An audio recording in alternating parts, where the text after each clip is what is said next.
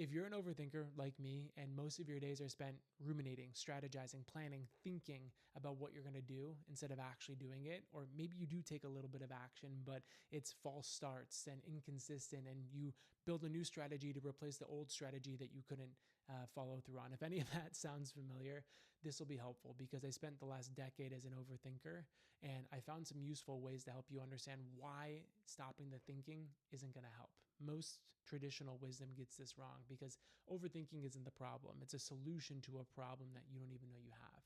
And so what I want to help you see is what you're actually trying to do underneath the thinking and give you some strategies to overcome the thinking so you can get out of your head and get into your life. So before we talk about strategies, let's talk about the lived experience of an overthinker because it can be a hellish place, right?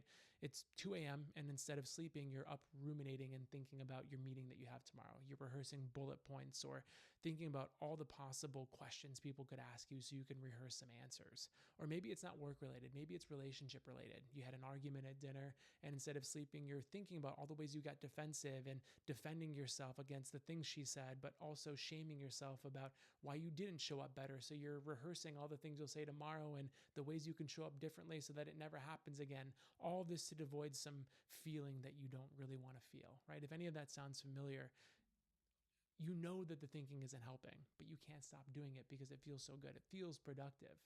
And that can be a hellish place to live.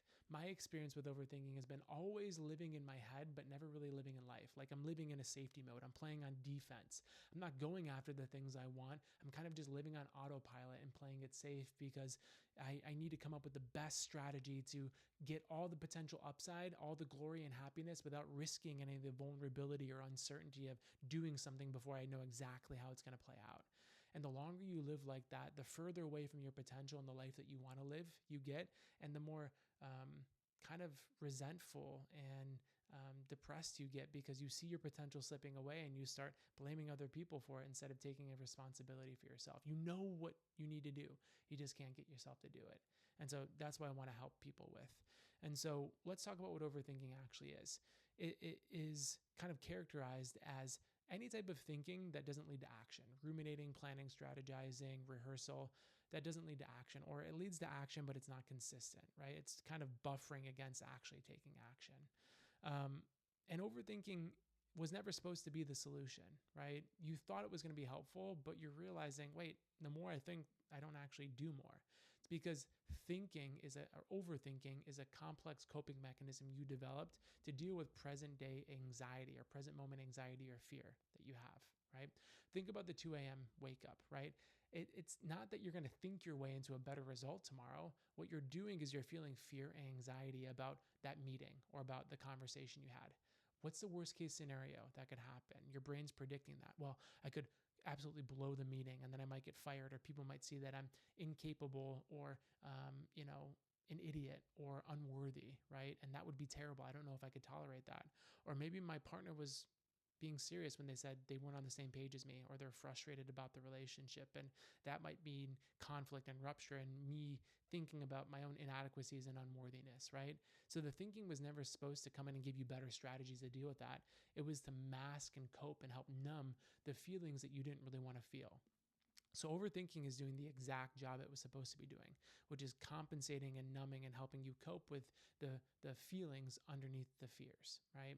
And so in that way, it's working perfectly. And in fact, trying to stop the thinking is like trying to tell your soldiers to go into battle without their armor, right? They're like, no, we can't do that. This is the thing keeping us safe, right? You want to stop the thinking, but the thinking is the thing that's helping you survive in the first place. So we're getting it wrong. Stopping the thinking is not the goal. Understanding why we needed the protection in the first place is the goal. So let's help you examine that for yourself, right? Think about a situation where you overthink. For me, it's constantly business or relationship related. Let's stick with business because maybe that has more applicability, or you're willing to be more vulnerable there for a second. I always hated posting content. I was so afraid of posting content because I couldn't control how people would perceive me or whether or not they would see me as smart or capable. Because one of my deepest wounds was being seen as what's the word I'm looking for? Not incomprehensible, capable, being seen as smart or somebody who's intellectual.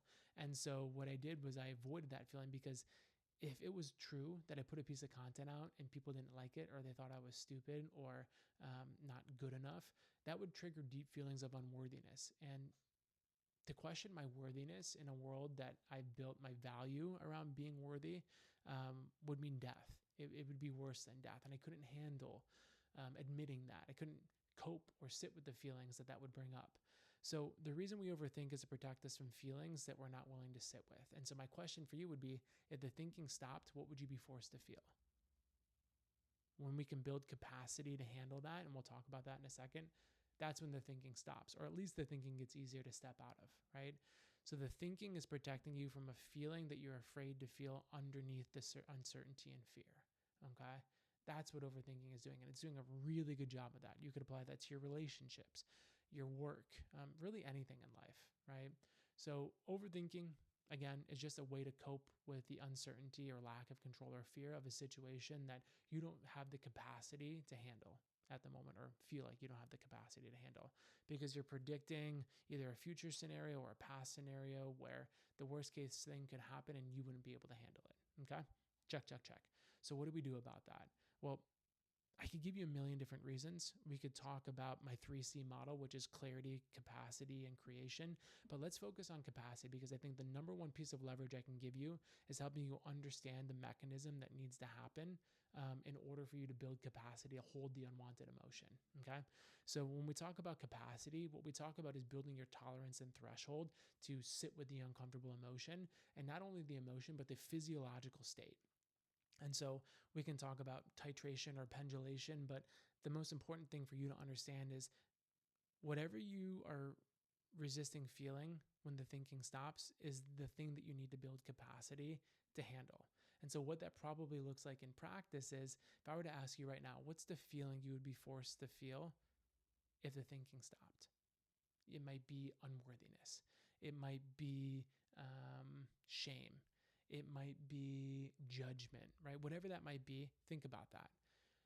Your goal is to first and foremost sit with that, right? What does that feeling feel like in your body? For me, unworthiness feels like a massive pit in my stomach that just drops, or it feels like anger and rage in my belly, right? That I just want to escape from. Whatever that feeling is, start noticing what that feels like in your body, okay? The next step you want to do is you want to start distancing yourself or diffusing yourself from that, so you can almost witness it as a third person. What we're doing is we're building objectivity. We're psychologically distancing ourselves from the emotion, so we can practice the most key element, which is building our capacity to witness or be with, but not in the emotion. Because the more that we can see it as this other thing, not literally fused with us, but a part of us that we can look at and objectively be with, the more we build the capacity to detach and be able to relate with curiosity and compassion and comfort and love without being tied into the emotion. And that's when we start getting the ability to not be in our emotions, but to be with them from a way that builds capacity to tolerate them and not disintegrate and fall apart. Because the core thesis of this whole capacity question is that if I'm with the feeling that I'm afraid to feel, I will disintegrate. I don't have the capacity to be with it. And what we want to do is we want to titrate experiences by building a relationship with that feeling, distancing ourselves from it, and practicing relating to it in a way where we can start building increasing levels of capacity to tolerate it and see that we do not dissolve, we do not disintegrate, we do not fall apart.